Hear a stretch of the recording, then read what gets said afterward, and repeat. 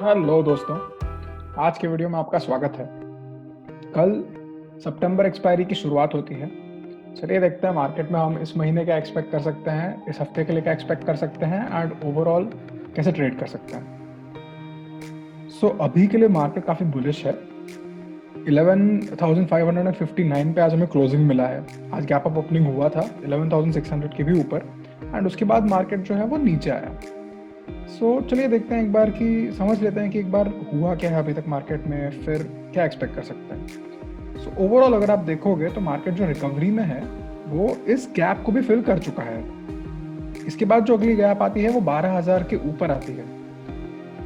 ये गैप का फिल होना काफ़ी इम्पॉर्टेंट रहा है। क्यों? क्योंकि अब मार्केट काफ़ी बुलिश है एंड अगर आप एफआईआईएस का डेटा देखेंगे तो एफआईआईएस के डेटा में भी हमें काफ़ी इंडिकेशंस मिलते हैं कि काफ़ी हैवी बाइंग हो चुकी है। मैं आपके साथ वो भी इसके बाद शेयर करता हूँ।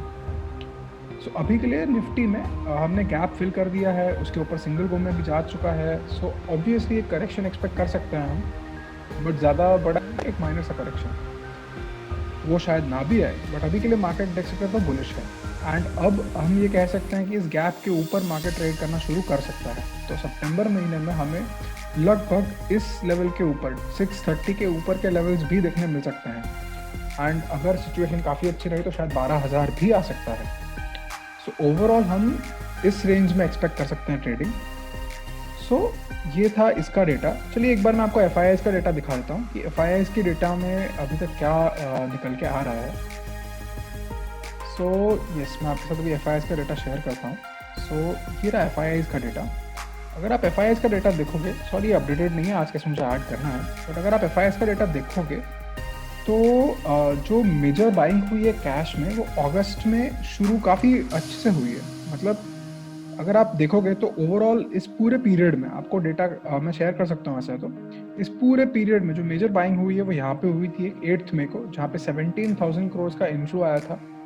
इसके बाद ऐसी कोई भी बाइंग हमें अगस्त में देखने नहीं मिली। सॉरी, हमें ऐसी कोई बाइंग जून या जुलाई में देखने नहीं मिली, बट हमें अगस्त में देखने मिली है। अगस्त में 12 अगस्त को और 18 अगस्त को एक दिन 11,000 करोड़ और एक दिन 12,000 करोड़ आए हैं। आप ये कह सकते हैं कि अभी काफ़ी बड़ा पैसा इंडियन मार्केट्स में आना शुरू हो चुका है, which is a good sign, because ये पैसा तभी आता है जब मार्केट ओवरऑल बुलिश हो, मार्केट में वो लोग और अच्छे लेवल्स एक्सपेक्ट कर रहे हों और इन द लॉन्ग रन और अच्छे रिटर्न्स एक्सपेक्ट कर रहे हैं। अब आप ये कह सकते हैं कि एक सेकेंड वेव का जो क्रैश है वो शायद लगभग ना आए, और आएगा तो भी उसकी काफ़ी स्ट्रॉन्ग सिग्नल्स आ जाएंगे, बट अभी के लिए उसे कोई साइन नहीं है कि कोई सेकेंड क्रैश आ सकता है। ये था ओवरऑल कि एफआईआईएस क्या कर रहे हैं एंड जैसा मैंने यहाँ पे बताया कि अब हम इस गैप के ऊपर की ट्रेडिंग देख सकते हैं एंड इस रेंज में मार्केट ट्रेड कर सकता है। इसके बाद चलिए मैं एक बार वो हाईलाइट भी कर देता हूँ कि कौन से रेंज में हम देख सकते हैं। दिस इज द रेंज जहाँ पे हम एक्सपेक्ट कर सकते हैं कि मार्केट रहे 12,000 से लेकर 11,630 तक। इस रेंज में हमें काफ़ी अच्छी क्लोजिंग देखने मिल सकता है इन सितंबर। अब चलिए शुरू करते हैं। कल इस हफ्ते के लिए हम ऑप्शन चेन एनालिसिस में क्या एक्सपेक्ट कर सकते हैं, क्या हो सकता है।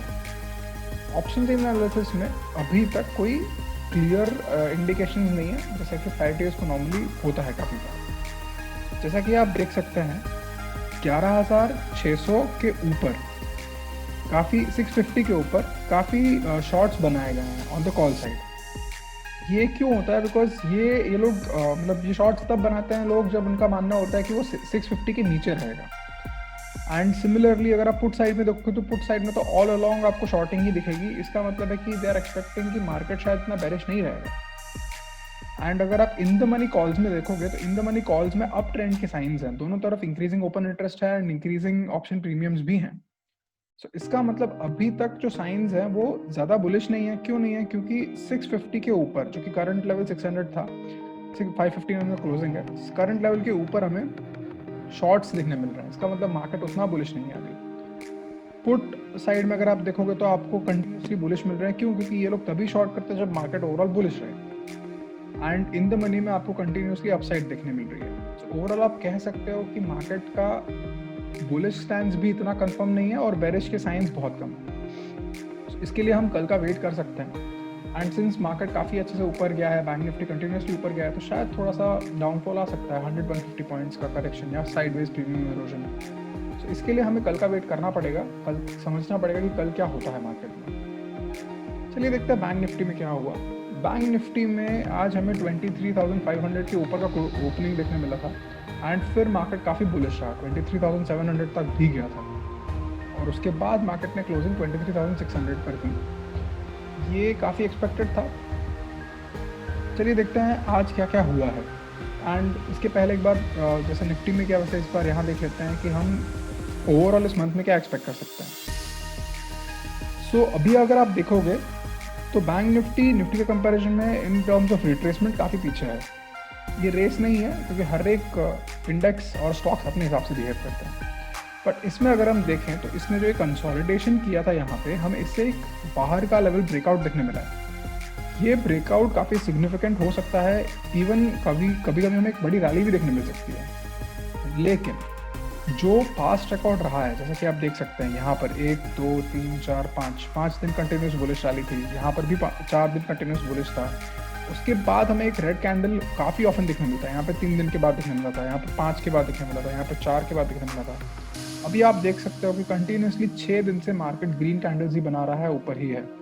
सो सूनर और लेटर हमें एक रेड कैंडल एक्सपेक्ट करनी चाहिए। वो रेड कैंडल कैसे बनेगी ये तो वक्त ही बताएगा। चलिए देखते हैं ऑप्शन चेन में हमें क्या पता चल रहा है इसके बारे में। तो अगर हम ऑप्शन चेन एनालाइज करें तो ऑप्शन चेन में अभी भी in the call side increasing open interest है एंड इंक्रीजिंग ऑप्शन प्रीमियम है। तो ये बुलिश साइंस होता है नॉर्मली। ये 24,000 तक बुलिश है अभी। एंड अगर आप पुट साइड में देखोगे अराउंड द सेम लेवल, तो अभी भी वहाँ पे शॉर्टिंग चल रही है। इनफैक्ट 54,000 के अराउंड काफ़ी अच्छी शॉर्टिंग हुई है। तो इसका मतलब है कि ओवरऑल यहाँ पर हम बुलिश साइंस देखने मिल रहे हैं। और अगर आप कॉल की बात करोगे इन द मनी कॉल्स में, तो वहाँ पे शॉर्ट कवरिंग हो रही है। शॉर्ट कवरिंग तब होती है जब वो मार्केट एक्सपेक्ट कर रहे हैं कि वो और भी ऊपर जाएगा, तो वो अपनी पोजीशंस काट देते हैं। जो भी शॉर्ट्स किए होंगे उन्होंने वो काट सकते होंगे। अब अगर हम पुट साइड में देखें इन द जो out of the money levels हैं 23,500 एंड 23,600, वहाँ पर काफ़ी हैवी ओपन इंटरेस्ट ऐड हुआ है और ये अगर शॉर्ट हुआ है तो ये काफ़ी अच्छा सपोर्ट बनेगा। तो मतलब अगर मार्केट में कोई हैवी करेक्शन आना है, से मान लो 23,000 से 23,200 लेवल्स तक का, तो इन दोनों लेवल्स को क्रॉस करना इसके लिए काफ़ी डिफिकल्ट रहेगा। अभी के लिए आप ये मान सकते हैं कि 23,500 is a very strong support. Not that strong but yes it is a strong support. इसके नीचे अगर मार्केट गया तो थोड़ी देर साइडवेज मूवमेंट या बेरिश रह सकता है, बट अभी के लिए कोई कंफर्मेशन नहीं है। जैसा कि आप देख सकते हैं यहाँ पर हमें कंप्लीटली बुलिश साइंस मिल रहे हैं।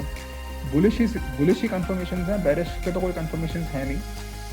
और दूसरी चीज़ ये कि निर्मला सीतारमण जी फाइनेंस मिनिस्टर ने आज जीएसटी काउंसिल मीटिंग का अनाउंसमेंट दिया कि कंक्लूजन उसमें क्या क्या हुआ, इवेंट्स हुए।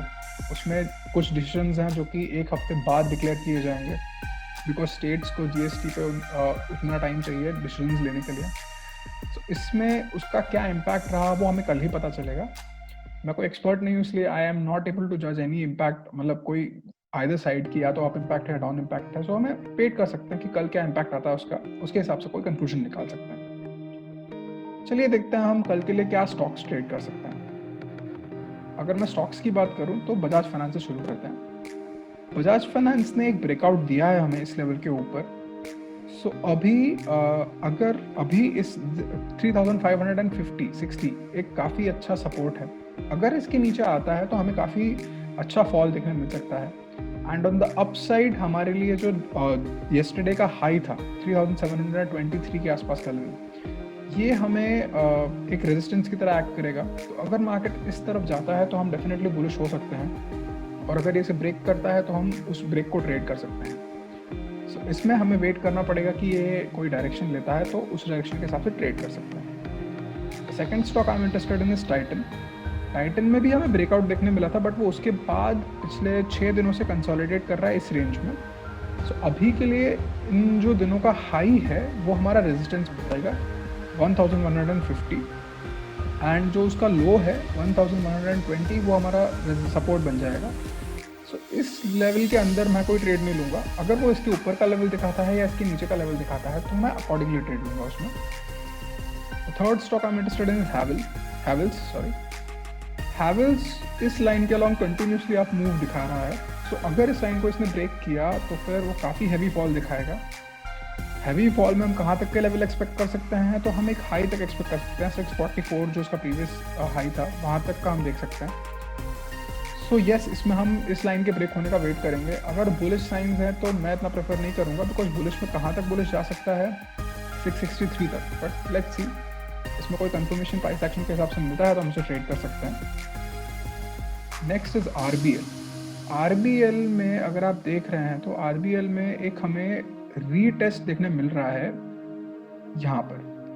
सो ये जो रीटेस्ट है इसमें हमें पता चलेगा कि ये इस लेवल को ब्रेक कर पाता है या नहीं कर पाता है। अगर इसने ब्रेक किया तो काफ़ी अच्छा ब्रेकआउट देखने मिलेगा हमें, जो हम ट्रेड कर सकते हैं, और ये लेवल 205 का है। The last stock is Motilal Oswal financial. इसमें भी हमें एक बार, दो बार और तीन बार सेम लेवल टेस्ट हुआ है, तो इसमें मैं ब्रेकआउट एक्सपेक्ट कर रहा हूँ रादर, बिकॉज इसमें बुलिश साइंस हैं। अगर ये दोबारा 715-16 के लेवल्स को ब्रेक कर देता है सिग्निफिकेंटली विथ वॉल्यूम, तो हमें एक ब्रेकआउट देखने मिल सकता है और यहाँ से ये फ्लाई कर सकता है।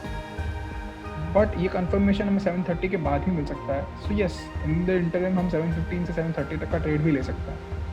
खैर, इन सब स्टॉक्स के ओपनिंग के बाद हमें पता चलेगा कि हमें क्या प्राइस एक्शन एक्सपेक्ट करना है, क्या देखना है, उसके बाद हम उसके हिसाब से ट्रेड ले सकते हैं। So guys, this was my opinion on stocks and indices. Thank you for watching my video. Thank you for your time. अगर आपको मेरा कंटेंट अच्छा लगता है तो please like, share and subscribe कीजिए। Thank you.